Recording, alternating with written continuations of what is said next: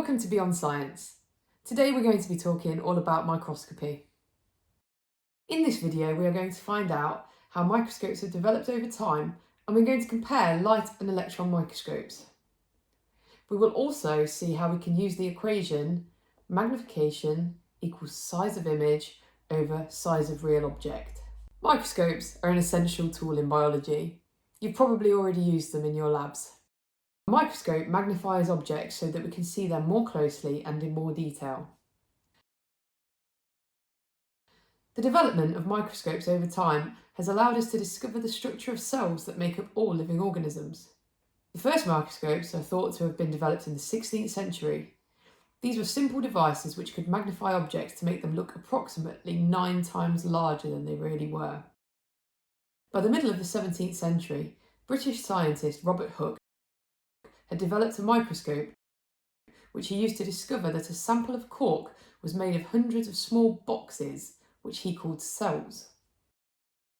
By the end of the 17th century, microscopes had developed in such a way that they were now powerful enough to magnify and see a bacterial cell.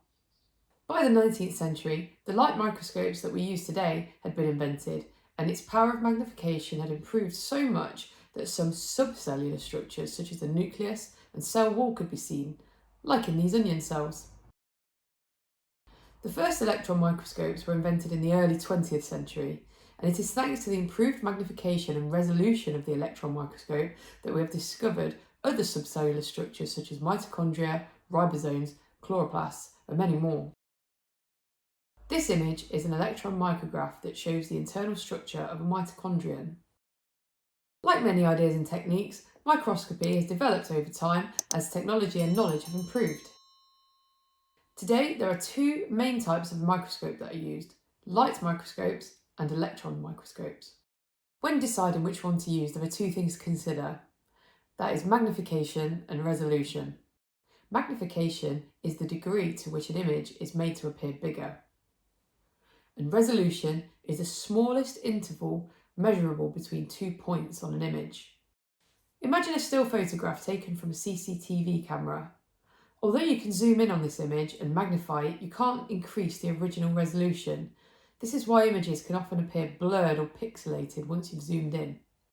The greater the resolution of a microscope, the more detail will be visible in an image.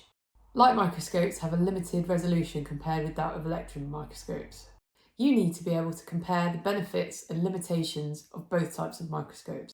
Light microscopes are small and portable. They're relatively cheap and easy to use, and samples can be viewed in colour.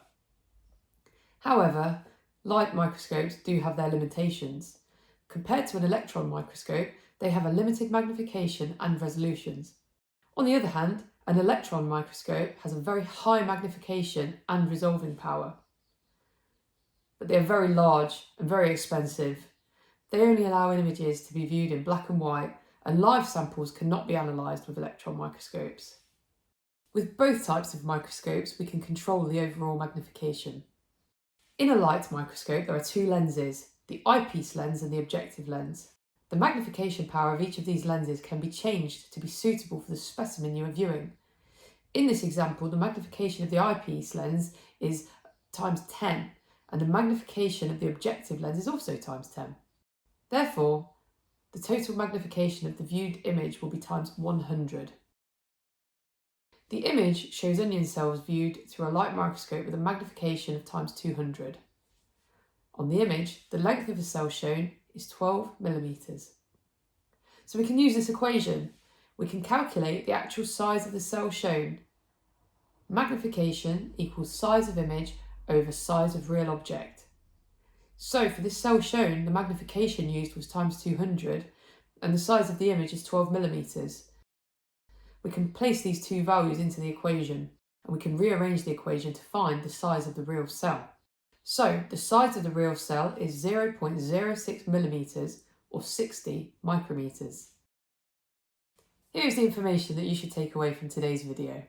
Microscopy developed over time as technology and knowledge have improved.